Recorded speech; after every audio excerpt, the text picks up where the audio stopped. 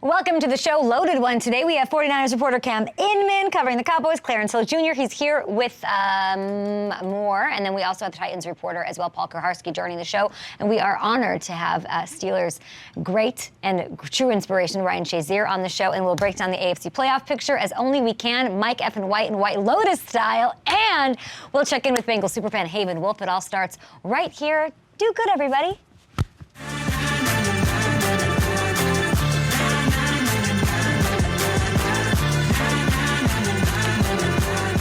Loaded show. There's like 6 guests in an hour to get to. But, oh, don't cover this. Don't cover this with my stupid name. Let's get into it. I'm wearing this hoodie. I bought it over at Where You're From. I believe it's whereyou'refrom.com. And we'll show you where to go to pick one up. And I'll explain it as we go. It is, yes, this is the Joe Burrow collection. Whereimfrom.com. And it all 100% of the proceeds go to his work with charity, his foundation. Joey Burrow is very interested in helping communities that are near and dear to him. Baton Rouge, of course, Louisiana, and Cincinnati, where he plays, and will likely take his team to another Super Bowl. So he said, do good. This was a quote by him. I'll show you the back. It's pretty cool, too, if I can. What does it say? Everyone has a responsibility to do good. And you got the 9 there. I bought the Cincinnati one. And this is what's cool. There's the Cincinnati one, and then there's, of course, LSU colors. And what they want to do is say, who loves Joe Burrow more? I think it's Cincinnati. And I'm going to task Chris Collinsworth, let's say DJ Reader, CJ Uzama, who's with the Jets, but he should be rocking this hoodie. And you Jarvis Landry's, and you Tyrann Matthews, and you Sean Payton's, and you whatever, anybody who reps Louisiana, you can have that. I think our side's going to win. Hands down. Again, 100% of the proceeds go towards food insecurity in those communities, in Louisiana, in Cincinnati, and towards mental health awareness for younger children and families. Those are 2 things that are really important to Joe Burrow. I know he's focused. He's not going to talk about this a lot. You know Joe. He's not going to sit here. We got to help support him, and I'm happy to do that today. So get over to whereimfrom.com and pick up a hoodie if you can, and if not, just retweet. Make it known, do good, something we can all do and aspire to. Can I be one of those cool people to tie this? No? Marissa's saying I'm not. Anyway, let's get to it. The NFL world was buzzing. No, I'm really not. The NFL world was buzzing yesterday. Baker Mayfield in LA. Welcome to LA. Come on the show. He's a Ram. Dallas. Are they cool in the Jets on OBJ? And we got some interesting news out of the Bay Area as well. So with so much news, I wanted to bring in the people with the best information. We're talking beat reporters, top voices in those locker rooms, around those teams. And I'm so happy that they're taking a little time out of their busy schedules where they're beholden to press conferences and everybody else's drama and BS, and they're here to hang out with us. So let's start by welcoming in from the San Jose Mercury and East Bay Times, Niners reporter Cam Inman. How are you? Hey, I'm doing great. How are you? I'm so good. Thanks for taking the time. So there's all these reports that Jimmy Garoppolo will not need surgery on his injured foot. Super weird how this all kind of shook out. And then he might be able to come back from the playoffs. That's what I'm hearing. Do you get the sense that's realistic?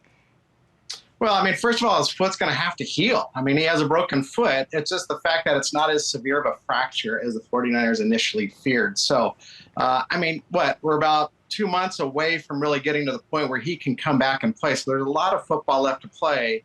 And they're going to be turning to not undrafted, the last person drafted in the draft last spring of Joe Burrow to lead them. But, it's not this team isn't necessarily led by a quarterback. I mean, we've seen all year long their defense is dominating. So they'll get to the playoffs, and Jimmy should be healed up by then.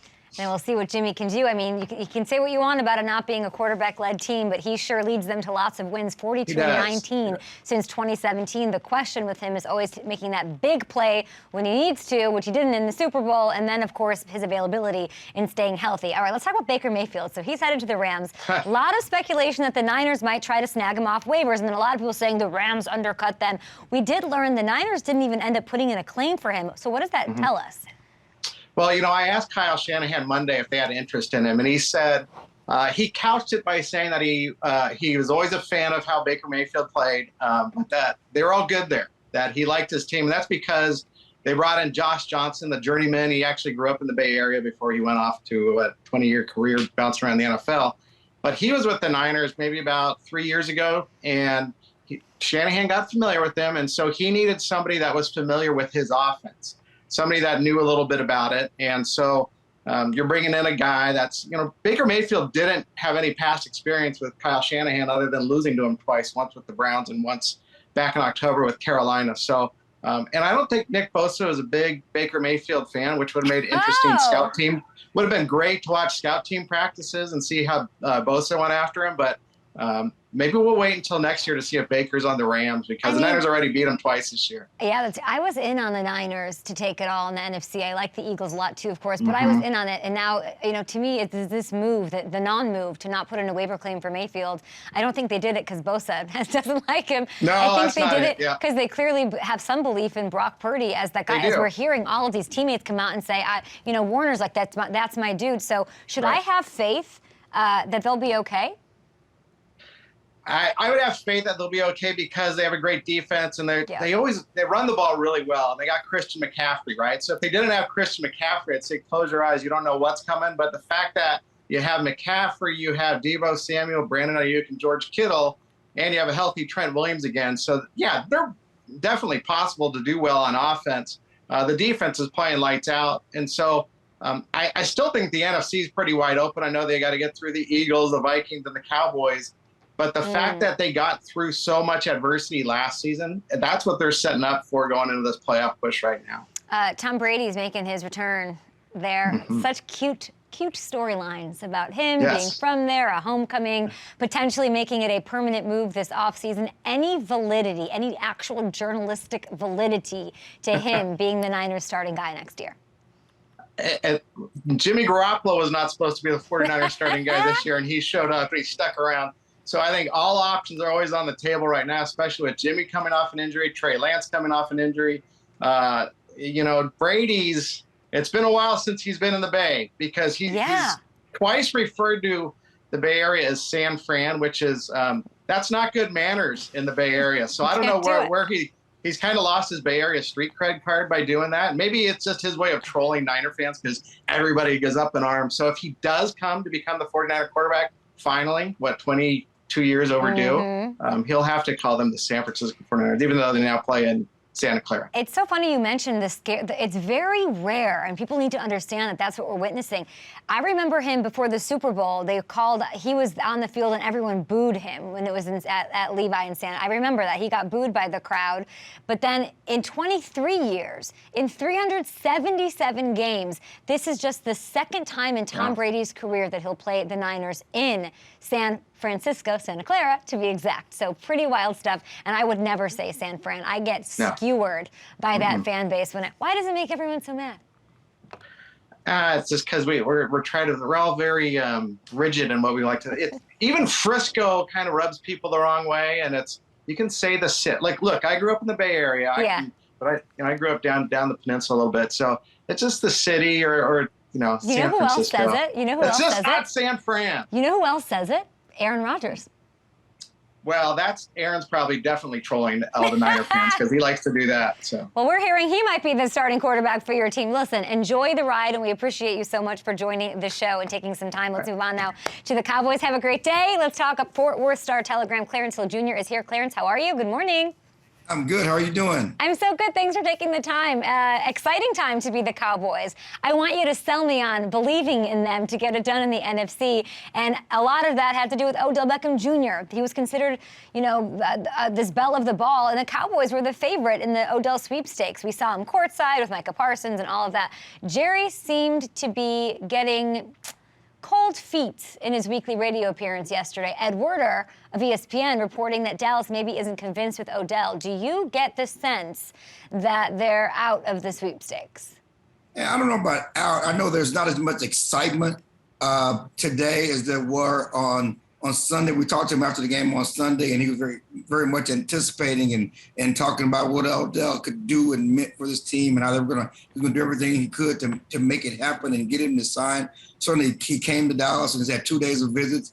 I think there was something in the MRI, or not the MRI, but the physical that said that maybe he's not as ready to contribute as the Cowboys had hoped. Of course, this all could be negotiating tactics because they did talk contract with Odell Beckham. The big issue is the Cowboys want Odell to make an impact this year. Odell's primary focus is to be on a team through next season. again, this year is most important for the Cowboys because they do believe they have a chance to make a Super Bowl run in what is a wide open NFC that's kind of gotten even easier to a certain extent. If you look at the quarterback situation in San Francisco, certainly, Garoppolo's coming back, but right now it's the Cowboys, the Eagles, the Vikings, and they beat the Vikings by 43 a couple of weeks ago. The thing about Odell, so I have a lot of guests that do an hour show every day. I've got all the, Brandon Marshalls of the world. I've got lots of receivers. Anybody that knows Odell, constantly the first thing they talk about is his work ethic, how seriously he takes his rehab. I think we had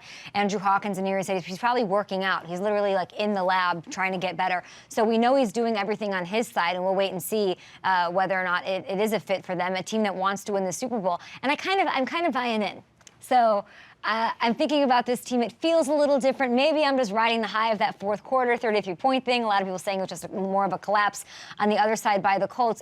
Does it feel different for you as you cover this team day in, day out? It feels different as far as the Cowboys' opportunities because, to me, the road is clear. The road is clear as it's ever been. I've covered the Cowboys as long as you can remember. I've covered the Cowboys since 1996. Wow.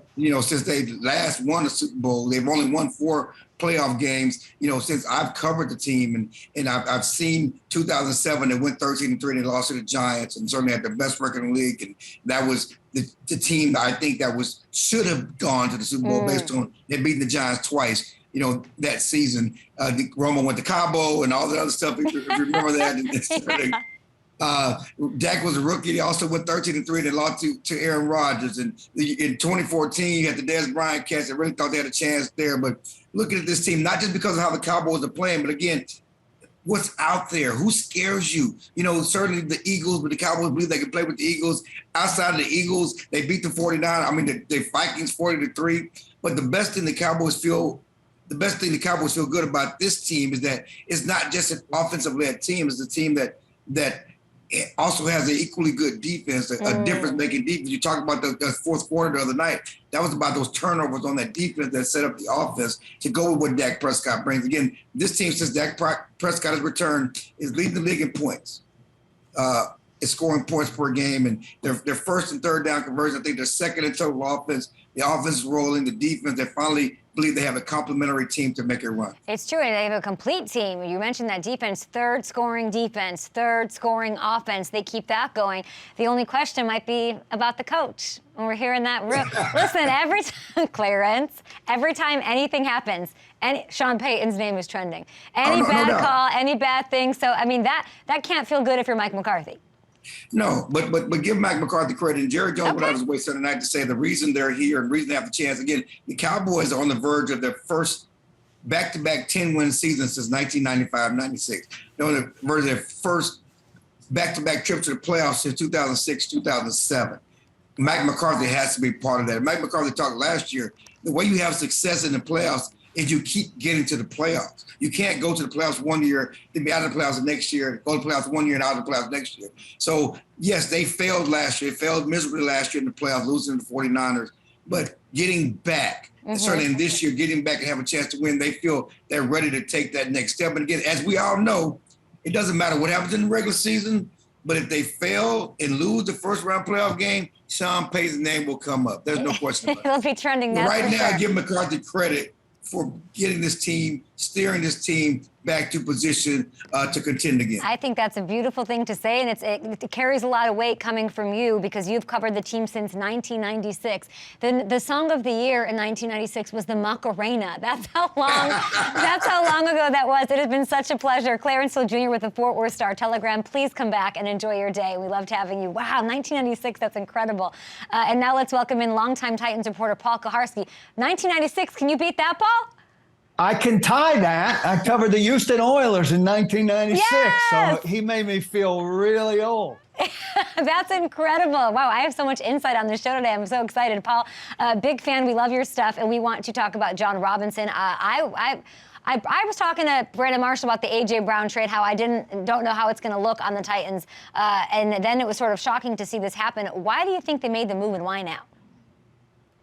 Well, Amy Adams Strunk, the owner, in her statement said that it's largely about team and roster construction, and that's where John Robinson's really taken a dip over the last couple of years. His high picks have been bad. Isaiah Wilson played 4 snaps for this franchise. Caleb Farley came in with back problems, and he's on IR with back problems. And before that, he wasn't playing on defense. He was playing on special teams. Dylan Radins was another right tackle solution, and he's a backup guard now. Just a lot of misses. Vic Beasley got $9.5 million to wash out. So a lot of personnel mistakes over the last couple of years. But Paul, this team is leading their division. To do this now, I cannot be convinced that it is not the what is it, the straw that broke the camel's back? I don't know how to say it. Yeah. Sure, it was watching A.J. Brown's performance. Like, well, it's never just one thing. That could have not been, that had to be the final straw. Well, I mean, most of us thought it was a terrible trade. Look, the Titans franchise has had a black hole at receiver for 25 years. They finally find a guy in A.J. Brown who's a game breaker. I believe you do everything you can to keep your stars. And they acquiesced very quickly with him and got out of it because he was going to be a squeaky wheel instead of massaging it. And then he lights him up. I mean, we knew that was going to happen when the trade happened and the schedule came out. So we see it come to fruition. It certainly didn't help his cause, but the trade didn't make sense. Good teams keep their best players. He failed to do that, and they're going into cap hell after this season. With or without A.J. Brown on the roster. We've got Taylor Lewan on tomorrow. I know he knows the realities of that cap hit for next year. We'll be talking to him about that. Paul, who likes the Rolling Stones. Paul, who likes Bruce Springsteen, as I see behind you. I'll ask you. They're all around the whole room. That's awesome. I love that. Paul, I'm looking at this Tannehill thing. I like the Titans. I'd like to support them, but then he was running around hobbled out there, and it doesn't seem like the staff fully has faith in Malik right now, I'll say. So the Rams, they did have a higher priority on their waiver wire, but it was revealed the Titans didn't bother to put in a claim. Should they have gone for him for Baker Mayfield? I don't know. He's worth 1.6. I think they have about 2.8. So I think money would be a factor there. They also, for some reason, like Logan Woodside, who's their other quarterback. I mean, I think they've got to go where Tannehill can take him, and if he goes down, they went 1-1 with Malik, very limited. But if they're going to win, they're going to win because Derrick Henry takes them somewhere, and the defense does, and that's their problem right now. Danico Autry's out, and they're struggling up front without him. He's very much a glue guy, and Derrick Henry behind an offensive line that is really struggling. Is not getting things done. So they're off their identity right now. They're missing that Taylor Lewan. I will say, you're saying Derrick Henry, but there's something about Tannehill's mobility that I always felt was underappreciated. He's missed 2 games. He's obviously affected by whatever's going on with his ankle, and he's averaging a career low 8.1 rushing yards per game this season. That's always a nice thing that they can have and employ out there, he and Derrick Henry. Paul, we appreciate you. He ran better against Philadelphia. Better against Philadelphia, so he's getting it. He's getting it back. Good. Hey, what's that game ball quickly? What's that? Give me that. Paul, show me that Paul Kuharsky. It's from a Hall of Fame. I'm a selector, and I wasn't on the Centennial Committee, but they gave everybody involved in the committee a game ball for the centennial year. So that was very gracious of them. That's amazing. I appreciate. That's really cool to have on there. We'll need a tour of the old office after next time we have you on. But good luck this weekend, of course. We appreciate you, Thanks, Paul Kuharsky. Thank you. So I don't know why we just get rid of people and drop them off a cliff. Ryan Shazier is on the show. Steelers great, true inspiration, and now taking over the media world. Can't wait to talk to Ryan after this. Our guest right now, an All-American linebacker at The Ohio State University, and we'll get to that. A 2-time Pro Bowler for the Pittsburgh Steelers. Has a new podcast called Don't Call It a Comeback, and is truly one of the most inspirational people you will ever meet. Ryan Shazier, how are you? I'm doing good. How about yourself? I'm doing good. You're doing those media rounds. I know you got a heart out. You're everywhere, and we love to see it. But first, let's talk Ohio State. You're a proud alumnus of the Buckeyes. Congrats on making it into the college playoff. A lot of chatter, though, and I'm not a college football gal. A lot of chatter about how they sort of backed in. Tell me why they deserve to be in the top 4. To me, it's crazy how people say we backed in. When Alabama did it and when Georgia did it, they didn't say they backed in. But hey, at the Ohio State University, there's always a little bit of hate. The reason I feel like we deserve to be in there is because we lost to the number 2 team in the country and we were the number 3 team. And then pretty much everybody else on our schedule, we have beat up on them, and we have a better win than anybody else that is after us. Quality win. Yeah, a big quality win versus Penn State, who only 2 losses are to the number 2 team in the country and the number 4 team in the country. You know Taylor Lewan really well. I know you guys chatted recently. He's on our show tomorrow, and Ohio State might face his Michigan Wolverines in the championship. What's the message you want to send to him? We'll play it on the show tomorrow. Taylor was talking a little bit of smack on our podcast, and we talked before we figured out if Ohio State was going to make it in or not. And all I got to say is how you like that, because I definitely think we're going to beat Georgia. I know nobody thinks that, but I think we really have a shot to beat them. We have the team to beat them. And I hope they make it there as well. I hope they do too, and I'm wishing you lots of success on your podcast. Don't call it a comeback. You launched in October. What has it been like? What sort of stories are you telling? Let us all know. So it's been an amazing experience. The podcast is through it's a Wondery original podcast. So it's been a great. Me and Dave Demishek, we talk about amazing comeback stories when it comes to player resurgence, to franchises that's ceiling dwellers that defines all the odds. So like we talked about Geno Smith this year. Nobody expected Geno to be where he's at right now. We talked about Justin Verlander. We talked about a lot of different guys and teams, and we even talked about the team up north from Michigan, how we went on a 8-year streak of beating them, and now they got us the last 2 years. So we talked about a few different things. I mean, and your comeback is one of the most inspirational achievements ever, and we all watched it collectively, and we're with you through it.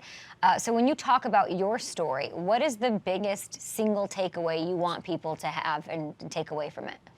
So one of the biggest things that I think from my story that I always talk to people about is just understanding that we can overcome pretty much anything. To make it to the NFL, pretty much everybody that's made it had 90% of people telling them that they're not going to make it. They always tell them that they're 1%. And it's kind of the same thing when it comes to life and just where we wanted to be. Cape, somebody probably told you, hey, you would never be as big as you are when it came to me. And to me, it's just to tell people, hey, if you really put your mind to it, if you really put the work in, that, even walking is possible. I could talk to you forever. I know you have to go. I'm going to ask you a couple quick questions about your Steelers. Because you're talking about nothing's impossible, put your mind to it. And I'm just thinking Tomlin's probably saying that to his guys in that locker room. And the Steelers are not mathematically eliminated from the playoffs. Is there any doubt that, Mike Tomlin is completely, not going to be able to get this done? Kenny Pickett looks good, too. So the biggest thing for me is I understand how Coach Tomlin coaches. He does a good job of just bringing the best out of his guys. It might not be, how Belichick does it or how, Sean McVay does it, but Coach Tomlin does it the way he does it. And he's had years when they started off bad and still had an 8-8 season, or a positive season. And to me, I made a bet with one of my friends, and I was telling him, hey, I bet the Steelers go 9-7 to finish. They win 7. Yeah, they go 9-7. So the Steelers finish they win 9 of their. They're going to finish with a positive record. So I was like, we're going to win 7 of our next 9 games. And we already won 2 in a row. Yeah, we already won 2 in a row. And the biggest thing is that Kenny, at the beginning of the year, he didn't really have the chemistry with Deontay. The only chemistry he had was George because they was in the same lineup. And now he's actually gaining chemistry with the guys. He's not turning the ball over. Good. And every single week, we constantly see him get better. We constantly see him get better every week. By the time the playoffs come, I think he's going to be on a good level. They got the Ravens next. Last one for you. This is the first of 2, Steelers-Ravens. When I say Steelers-Ravens, where does your head go, Ryan Shazier? Give me the moment that sort of defines that rivalry for you personally. So the moment that defines that rivalry for me is it's 2 moments. So my rookie year, we make it to the playoffs, and we played them in the playoffs. And so this is what I got a bad taste in my mouth from the Ravens. We went like 50, like we won one game, we lost one game in the playoffs at home. We had home field advantage. I mean, not home field advantage, but we had the home game. And Justin Tucker hits like a 58-yard. Of course he does. Yeah, like to win the game. And I was just like, yeah, I hate these guys. From that moment. And then the year I got hurt, we was on a roll, and like before the game, I was like, hey, if I get a turnover, I'm doing a Ray Lewis dance when I catch an interception or something. And I end up doing it. And then to me, it's just like I feel like there's a level of respect, but there's also a level of disrespect because how much we don't like each other. And it really reminds me of Ohio State, Michigan, that type of rivalry. So. You could pull up those two moments really quickly when I was mentioning that. You, of course, also have the Ryan Shazier Fund for spinal rehab that I'm sure you're working on something with that. Anything you want to plug about that before we let you go? Oh, yeah. So the Ryan Shazier Fund for Spinal Rehabilitation is a fund that it helps individuals with spinal cord injuries. So before I got injured, I didn't know really much about spinal cord injuries. If I seen somebody in a wheelchair, I just wished the best for them, but I never really knew how they got there. A lot of people that end up in wheelchairs have spinal cord injuries, and, the average person can have a spinal cord injury any time of the day. People fall on the stairs, people slip in the ice, playing football games. And I started to notice how people weren't getting as much care as I was getting, and I just wanted to be able to provide that same care and allow people to get independence again. So I started the Ryan Shazier Fund to be able to help with that. Ryan Shazier Fund for Spinal Rehab. We appreciate all of the work you're doing, and I love the podcast, and we need positivity in this world. I'm wearing I know it's a rival, but I'm wearing my Joe Burrow Do Good sweatshirt today. Ryan Shazier, check out and download his podcast, Don't Call It a Comeback, and prepare to be inspired. Now, Ryan, what's next on your schedule? I mean, what do you got next? Oprah? What's going on? Yeah, so I'm actually about to go on Rich Eisen right now, nice. And then go to a few of the. I'm going to NFL Network studios and Yay! just talk to them a little bit about Don't Call It a Comeback, talk a little bit about football, and I'm really excited because like you said, we just got to bring positivity into the world, and there's a lot of comeback stories every single week, and we talk about it every single Thursday. So I'm really excited about talking to everybody about just how what we're talking about on the podcast. Yes, you getting into the media is a thing that we love to see. Tell Eisen we say hi and sorry you're late for that appearance. We appreciate you, Ryan. Talk to you soon. All right, see you. Bye. We got to work on this dropping people. Derek, why we can't just drop people off the face of the earth? We got to say bye. And I'm the worst at saying bye. Who's ever been on the phone with me? I'm like, done. Hang up, and everyone's like, wait, what? But that's what we do to these guests, I feel like. We'll be back. We've got a lot to get to. Lots of fun. So many guests and more to come. We're doing the playoff picture, and we're getting spicy after this. You know what they say, 2 Mike Whites are better than 1. The Jets quarterback on the left, except he's Mike effing White. And, oh, look, it's Ned Schneebly from School of Rock, a.k.a. the showrunner of White Lotus. Wouldn't it be fun to sort of Freaky Friday this and have them do each other's jobs for the day? No? I think that'd be pretty fun. If I had to do that with the other Kay Adams, I would be dealing with Mike Corleone in The Godfather, so maybe I should not want that. Welcome to the Up and Adams Show. Why are we talking about those 2 Mike Whites? Well, this Sunday, people, where have you been? Living under a rock? It has been circled on everyone's calendar because the NFL has great games for us to watch, and HBO has blessed us with the White Lotus season finale. And yes, I'm still on episode 3 of season 1. I'm just catching up. But that season being set in Maui got me thinking vacation. And that's where I bring in Hamilton. Hammy, wouldn't you love to take a trip somewhere sunny soon? I would love it. It's been a little rainy here in New York lately, and yeah, I'm about ready for a break. I'm ready. Me too. I could just see you with the blue zinc oxide over your nose out there. Oh yeah, totally. Having a bunch of girls say like, did he mean to do that with his hair? I mean, I know. Yeah, I remember last year, even just at training camp with New Show, you were yelling at me about not wearing sunscreen. And I'm a big sunscreen gal. That's me. I'm not. Yeah, it's better that I want to get into it. All right, but you know what we are here for? Because of White Lotus and Mike White and that connection, we have decided to do as only we can. Set our sights on destination playoffs. Ooh, Marissa McBride killed these graphics. Now. We're browsing the gift shop. We're taking a look at the AFC playoff picture right now. We're buying some shirt, a graphic t-shirt that we're never gonna wear again for $95. And that's where you find the Bills, the Chiefs, the Ravens, and the Titans, all leading their divisions. These are the teams, they've reserved their presidential suites. They've got the hot towel treatment. Isn't it the best? They've got room service waiting for them with a glass of Moët. I'm gonna say maybe like a splash of guava juice or something that you don't even know what quite it is. You can't put your finger on it, and then somebody's trying to upsell them on the jet ski with the Binford 5000 engine to get to the nearest island and have fun. So if the Bills, as we're looking, hang on to the 1 seed, it's the first time finishing in the AFC's top spot since 1993, which is also their last Super Bowl appearance. Then you got the Bengals, the Dolphins, the Jets. Those are the wild card spots. These are like the fringe friends that sort of say, oh, you guys are going on a trip, I'll go. And they invite themselves on the group going out to the island or wherever you want to go. And then it's like, you can come, but don't do anything weird. Don't do anything weird. Don't put stuff on my bar tab. They've got their bags packed, and they saved you a seat in the exit row. The last time the Jets and Dolphins made the playoffs the same season was '98.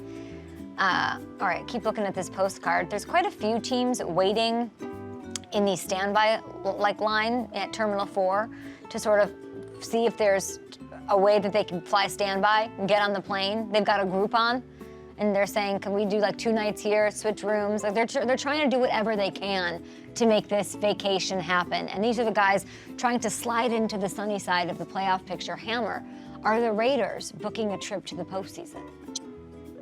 Well, if you remember back in week 7 when I was on with you, they were on a little bit of a run. I predicted that they were going to go to the playoffs, and then it's like they lost their luggage, and it was just a mess from there. They forgot to renew their passport, and they immediately lost 3 straight games. Made me look really stupid. And but now they've won 3 in a row again. I feel like I have to double down. Okay. And you mentioned the tear that Devontae is on yesterday, but how about Josh Jacobs? He's leading the NFL in scrimmage yards this season. Woo! Look at that. No one's even close. He's averaging 5.4 yards per carry. And I think the ability to lean on Jacobs can take some of the pressure off this defense that's improving, but still a little suspect. With the production out of him and Adams, I feel like they're peaking at the right time. And the schedule's interesting down the stretch when you look at it. They have some winnable games here. The Rams and Patriots, both games they probably should win. The Steelers is where it gets super interesting because both those teams probably can't make it, and that's going to be a huge game. And then who knows at the point they play the Niners in Kansas City what those teams are playing for. So I feel like they have a real chance, and I feel like I put myself out there with it, and I got to stick by it. I think the Raiders are going. I think they can pack their bags. They go there. They're going to pack their bags and slide into the playoffs. I love it. Do you have any questions for me? So how about the Steelers? We heard what Ryan Shazier had to say a few minutes ago. Are we getting some postcards from Pittsburgh? I mean, it's hard to say I don't believe in them when you have the most inspirational guy named Ryan Shazier telling you that he does. They've won 2 in a row. They aren't playing a very pretty brand of, it's like the guy who puts on the sunscreen, and it's like, it doesn't have to like show everywhere. You don't even have to have sunscreen in your hair, on your shoes, right? The bottom of your feet, and he has it everywhere. It's not pretty, but it is effective, right? That's kind of by design what they're doing, and it's working. They've won 3 of their last 4. Pickett, as we talked about with Shazier, looking better than ever. And the defense has sort of settled down. TJ Watt's back. That's huge. And I do think, most importantly, Najee, who you and I called, is nobody going to talk about this injury as being a big thing? In August, we weren't even working together. Yeah. He's looking like Najee again. This whole thing, it was all predicated on Najee Harris being a star. It's like the ocean. If you don't have the ocean, why are you going on vacation? What are you going to do, walk on the sand? No, he's the ocean, right? So I think that foot injury was very serious for him. He's been picking up some serious steam since Pittsburgh's Week 9 bye. Another thing people aren't talking about, before the bye, the Steelers were 2-6. Najee was struggling, 3.3 yards per carry. Since the bye, they're 3-1. What's happening? His yards per carry is increasing by nearly 1.5 yards. He's almost doubled his rushing output, and he's sort of the engine that makes this team go and takes the stress off the rookie quarterback. He's the Armand, is that what his name is? He kind of makes it all happen. Is Armand a bad guy? Am I going to find out he's a bad guy? Is he a bad guy? Oh no, Armand's a bad. Do you watch this show? I have not watched it, but I love when you're behind on things, and setting yourself up for things like Armand this. seems like a guy It's who's great. trying to make things. I mean, granted, he didn't know that lady was pregnant. She gave birth in the first episode, but I mean, other than that, he seems like he wants to do right by everybody. And by the way, we love the scout. Listen, you get to the resort and you're, what's this day? When is the luau? When is the pig with the apple in his mouth going to gross me out so I can avoid it and be on the other side of the island? And that's what you look at. So the schedule is important here, and it's pretty choice down the stretch, even more favorable than your Raiders, I would say. They've got the Ravens, sans Lamar, the Panthers. Man, that Raiders showdown that you talked about, of course, and then the Ravens again. So we'll see if Lamar is back. And then they got the Browns. So I do think it's doable, and they're probably going to miss the playoffs. But do I think Tomlin keeps his streak alive and avoids a losing season? Absolutely. Just like you don't break your streak of being the first in line for the buffet in the morning. I mean, you're taking a lot of shots at me. I thought that was my job, was to come after you. But I will say, I think my favorite television reference you made here, the Binford 5000. Let's not sleep on that. I caught that. You have a very oddly specific range of pop culture references, and I appreciate it. What did I even say? A jet ski with the Binford? You know, they're always like, oh, you can have paddle boards, or you can have this like, what are those things where you can like now zoom out of the water? It's like a jetpack. You know what I'm talking about? And you like zoom. My biggest nightmare, you like land on the back of a whale. No, thank you. It's the craziest thing I've ever heard of. You in the ocean, we get it. We'll get into that another time. Well, Najee Harris is the ocean, is what I learned in this conversation. And we'll, of course, take a look at the NFC playoff picture tomorrow. Next up, though, remember this video of the distraught Bengals fan after her wisdom teeth got taken? I have questions about who's recording this. We got the exclusive next. I know he's got a girlfriend. And I'm happy for him. But I'm not happy for me. He's pretty, but dang it, he's talented. The Shamar chase isn't even a sure thing. And I miss him. And then we got the Kansas City Chiefs and Patrick Mahomes, and he's so good. And he makes those Subway commercials. I mean, my god dang hero can't beat the Browns. We got dang Joe Mixon, who's got a dang concussion. Joey Burrow cannot beat the Browns, in fact. Wearing my Do Good hoodie from Joe Burrow, supporting his foundation. 100% proceeds go to whereimfrom.com for that. That is one fervent, serious, passionate Bengals fan. And wisdom teeth are no joke. I got mine out and I like literally just passed out. I don't think I did anything cool. You had 6 out? I did nothing fun or cool, but this next guest did. We've got her, ladies and gentlemen. It is Haven Wolfe, a student at Northern Kentucky University, the Cincinnati Reds in-stadium host, and a fervent Joe Burrow fan. Haven, how are you? How are the teeth? Or the no teeth? Yeah, we're all healed up. Everything is good at this point. That's good. This blew up. I saw it all over Twitter, it was all over Instagram, everyone. What was this past week like for you with all of these views and comments? It was definitely intense. I think the greatest thing about this is that the response has been overwhelmingly positive, especially from Bengals fans. They're all like, my favorite comment has been, she said it because she's under anesthesia, but everyone else has been thinking it all season long.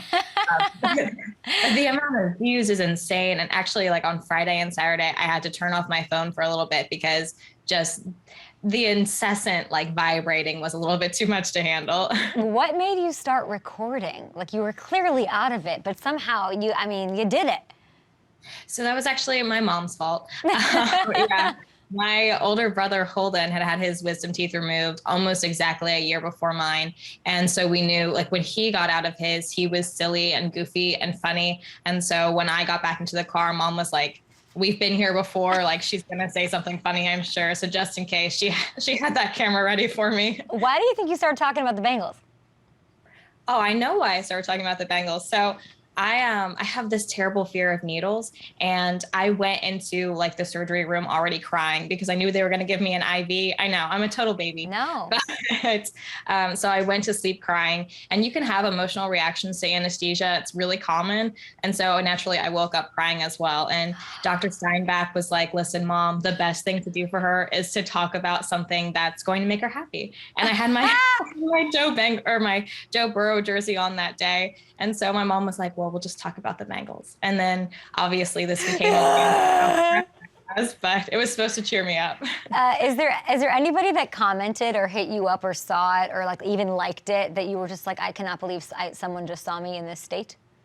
Well, I feel like that's all of the views. Like I look like a 12-year-old rabid teenager out there, but it's been really amazing because of course it's like interesting and fun to see myself on all of these sports pages I follow, like Barstool and even your show and those sorts of things. Yeah. But the best comments and the best likes have always been from the Bengals fans Yes. because they relate to me. And even some of the Cleveland people have been like, you know, as a Browns fan, I get it. Good for you. Go Bengals. You know, they're kind of jumping shit. I love it. And if anyone and everyone's seen it, but I just want to see it again. Let's break it down frame by frame. Roll clip.